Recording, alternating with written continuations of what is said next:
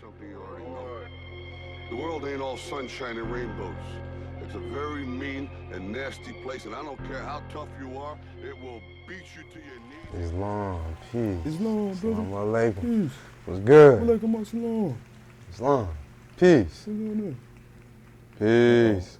He doing it again. All right. You know we finna. My bad. Hey, I Mick, be hey, getting grab carried a away, I chair. know. We finna come up. You ain't gotta come up here, brother. All right, we ain't gonna come up there. Peace. All right. Hey, what you got for us today? Well, I got for you today education versus indoctrination. You cool? Oh, that sound cool. That sound cool. All right, cool. All right, so I want to start off with a brief little summary. Start off with a brief little summary of what I'm trying to get at today. Education is to bring the best out of someone. Learning things you will never use only clouds the brain with useless talk points. Even worse, it wastes time to do productive things that will actually make not just the student, but society better. Including how scholarship, ineffective translators of knowledge, turns into bougie. We're gonna talk about the bourgeois a little bit. You wanna talk about it. You got all these degrees, you wanna talk about it. You done accomplished this, that, and the third, but what has it really done? Carter G. Woodson. Big fan of Carter G. Woodson, by the way. All right. And I should have. You know what? I'm going to start bringing books. Yeah. Because Carter G. Woodson, I'm pretty sure everybody's heard of Miseducation of a Negro, but like I really, you know how people say there's those books that we all need to have in our library and stuff like that? Nah, The Miseducation of a Negro is definitely one of them. Definitely one of them. Okay. Where we at? What you got for me? What you got for us? Facts. My bad. Yeah, get back to topic, man. Back on topic. This is going to be a short one today. We're going to be kind of short today. All right. So education. We got it? You looking? I know it's a lot of them. I'm going to just read 4 and 8, though. All right. An instructive or enlightening experience. It's the definition of education, the fourth one. And the 8th one reads, the results of good upbringing, especially knowledge of correct social behavior. Read that one again. The result of good upbringing, especially knowledge of correct social behavior. Education is the result of good upbringing. I feel like we talk about the broken home and dysfunctional family so much. Is it a lack of education? Is that the miscommunication when people say he's uneducated? She's uneducated. I don't think it necessarily always means degrees. Miseducated. You brought up wrong. You don't got good social behavior. You don't know how to behave. You don't know how to conduct yourself in social environments.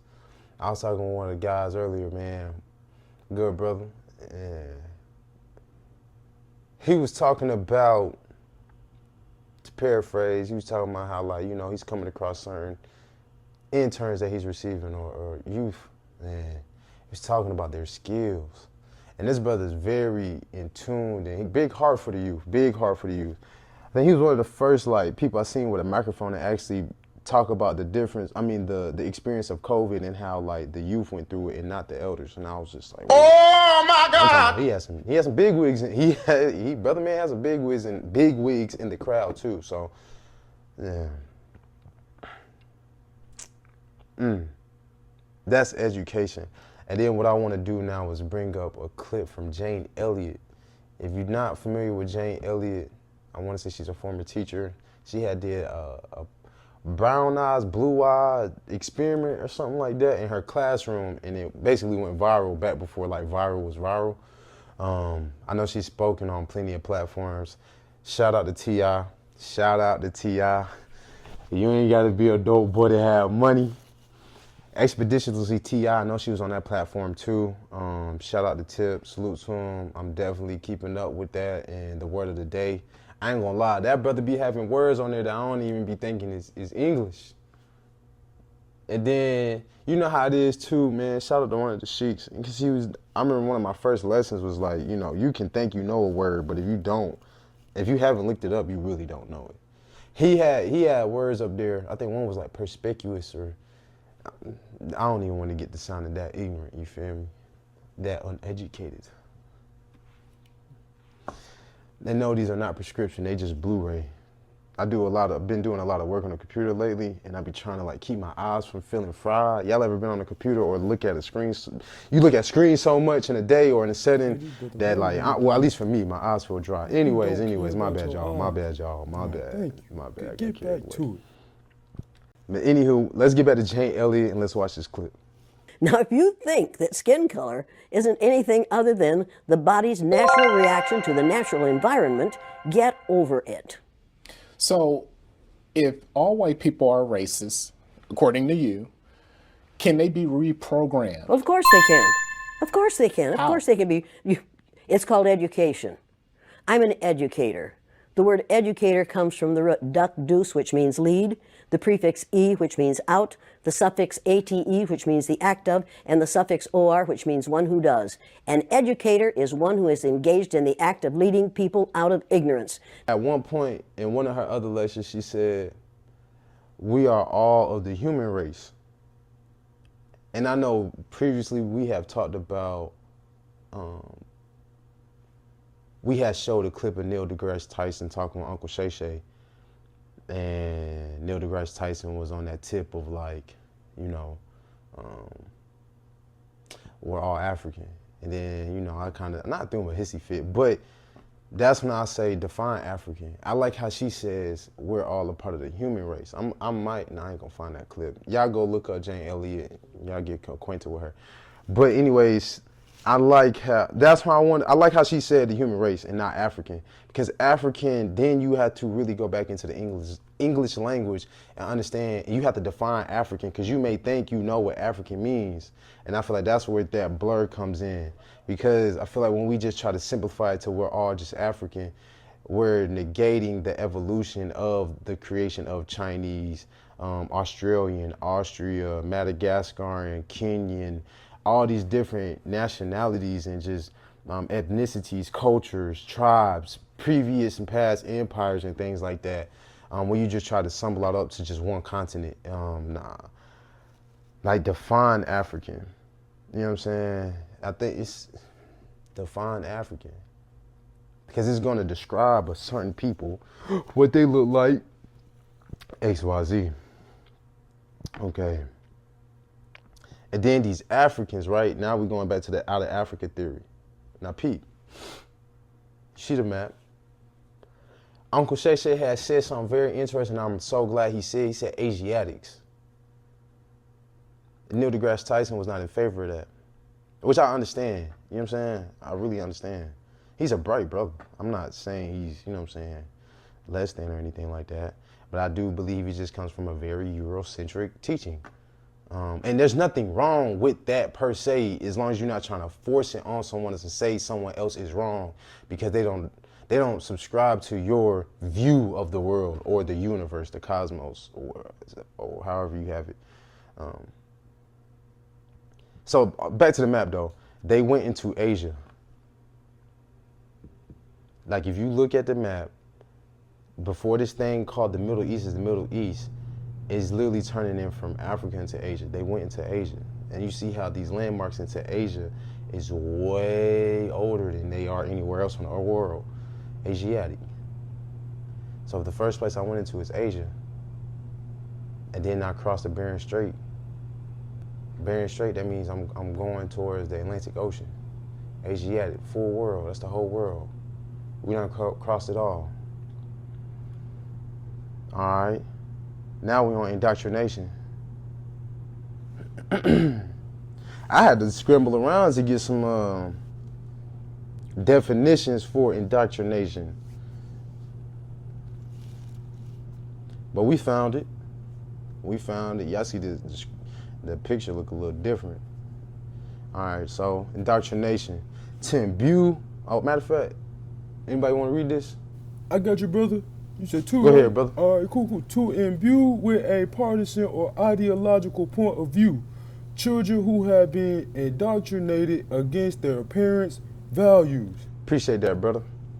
All right. So, I want to talk about, like that side effects of indoctrination.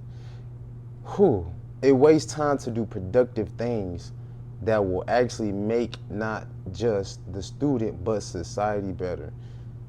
Man, I know I talked about that in the summary, but I feel like that's where indoctrination comes in. I feel like indoctrination is that thing when you get indoctrinated with geometry and you never gonna use it.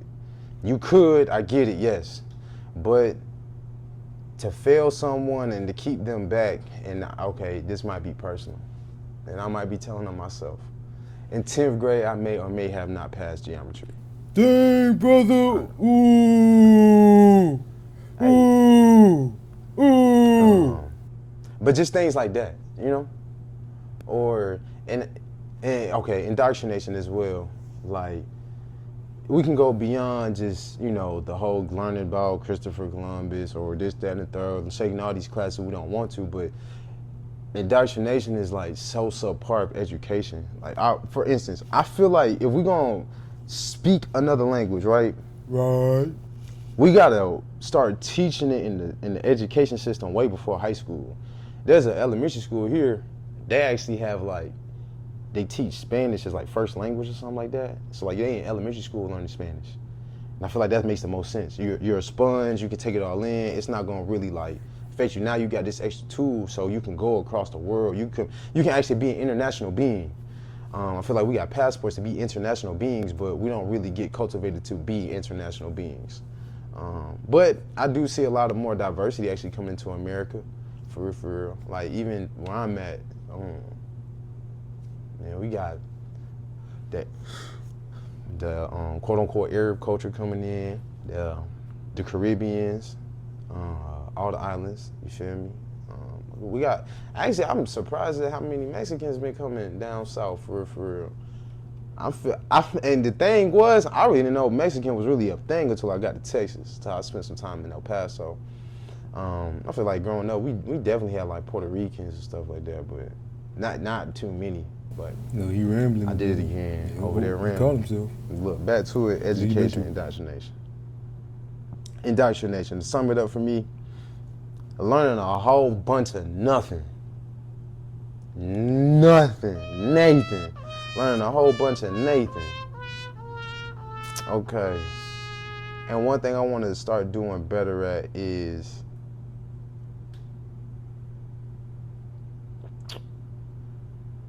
adding solutions. I feel like I am we. That's an African proverb, right? I am we. We do a great job of identifying the issue, but we don't do a great job of supplying a solution. And I feel like one thing we can do better moving forward in this age of Aquarius is just focusing on those who are like-minded when it comes to solving the solution. And it's okay for that to just be a work relationship, and if that carries over into something more, cool. But I think we got to stop wasting time with our solution-based energy on those who are actually in more need of the solution. So I'll give you an instance. You got let's say homeboy 1 and homeboy 2 real cool. Homeboy 2 get this great idea on how to solve illiteracy in his community. Name of homeboy 1, day 1 is this, that, and the third. Y'all know how it go. We know how it go. Homeboy 1 is still living a lifestyle that's actually counterproductive of what homeboy 2 wants to do. But homeboy 1, he still want to be around, help, support, woo-woo, if you say that. And then homeboy 2, he get to put time pouring into his homeboy, woo-woo. Now homeboy 2, instead of ever really launching the solution he has, he feels drained because there's so much energy going to his homeboy. And I'm not saying cut your homies off, but it's okay to we can do a better job of compartmentalizing. We can do a better job of, okay, I gotta go do this. I'll get up with y'all when I got free time. You feel me? Like, it don't gotta be so cut dry, whatever the case may be, but it might end up turning into that. I mean, just because branches grow in different directions don't mean that they not part of the same tree. You know what I'm saying? They still getting fed. They still dripping the same sap. You know what I'm saying? They drinking the same water. They just in different directions at this time. You know what I'm saying? But one day that tree gonna fall and they all gonna go back together. You feel me? So, man, I told you I was pretty short today. It is pretty short today. It's pretty short today. You know what? Hey, since you done rambling, but hey, we finna go kick it home. Don't matter if you slip, just stick to the code. Use it for agenda, but they don't know. Vilka tender, come on, cold. Don't sell cold, but she say I'm dope. Ain't forget the Vil do more than.